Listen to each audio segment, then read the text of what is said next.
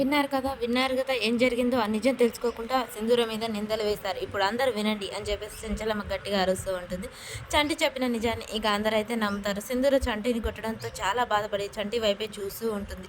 ఇక పదండి అందరూ లోనికి వెళ్ళండి. నిజ నిజాలేంటో తెలుసుకోకుండా మాట్లాడడం తప్పు. ఎప్పుడైనా ఎవరి మీదైనా అని చెప్పేసి ఇంకా అంటూ ఉంటుంది. సింధూర మాత్రం అత్తమ్మ అని చెప్పబోతూ ఉంటుంది రవిబాబు గురించి. సింధూర ఇక ఏం చెప్పొద్దు నాకు.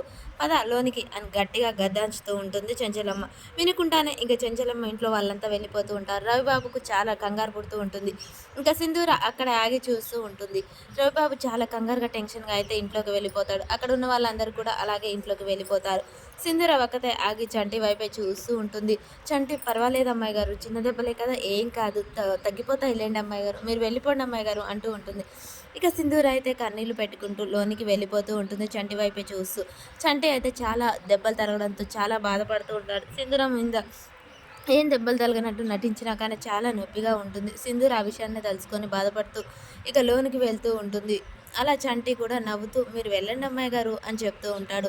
అలా లోనికి వెళ్ళిన సింధూర ఇక అక్కడ నిలబడి ఆలోచిస్తూ ఉంటుంది. అసలు ఈ రవిబాబు గురించి చెప్పాలా వద్దా అన్నట్టు ఆలోచిస్తూ ఉంటుంది. కానీ జరిగిన సంఘటనలన్నీ గుర్తు చేసుకుంటూ ఉంటుంది సింధూర.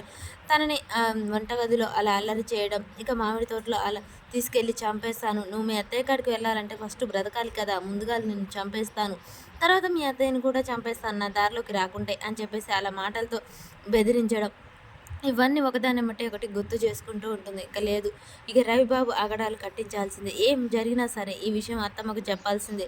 లేకపోతే తన నాకొక్కదానికే కాదు అత్తమ్మ ప్రాణాలకు కూడా ముప్పు ఉంటుంది అని చెప్పేసి సింధూర్ అయితే ఆలోచిస్తూ ఉంటుంది.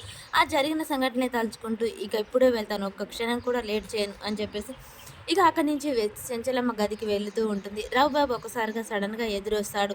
ఆడ ఆగిన సింధూరని ఏంటి సింధూర నా గురించి చెప్పాలని వెళ్తున్నావా అని చెప్పగానే కోపంగా సింధూర అయితే చూస్తూ ఉంటుంది. ఆహా, నీ చూపులు అర్థం అదే అనమాట, గుణపల్లా గుచ్చుతున్నాయి నీ చూపులు.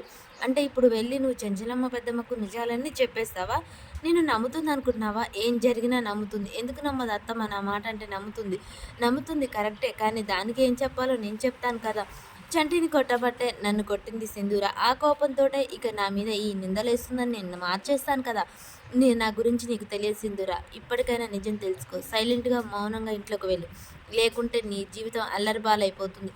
నువ్వేం చేసినా సరే నేను ఈరోజు అత్తమ్మకు నిజం చెప్పాల్సిందే. అవునా? అయితే నిజం చెప్పు. నిన్ను కాదు చేసేది. ఈసారి ఆ చంటి గాని కుటుంబాన్ని నాశనం చేస్తాను.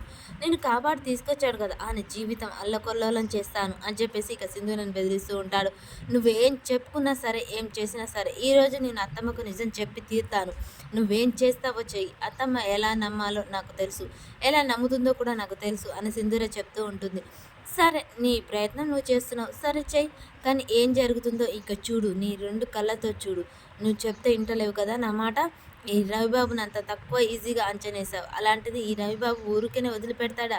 చూడు ఇక చంటిగాన్ని ఏం చేస్తాను, నిన్నేం చేస్తాను అని చెప్పేసి అయితే రవిబాబు సింధూరాన్ని బెదిరించి అక్కడి నుంచి వెళ్ళిపోతూ ఉంటాడు. సింధూర మరి ఈ మాటలకు భయపడి నిజం చెప్పకుండా ఉంటుందా? లేకుంటే ఏం జరిగినా పర్వాలేదు చెంచలమ్మకు నిజం చెప్తానని చెప్తుందా?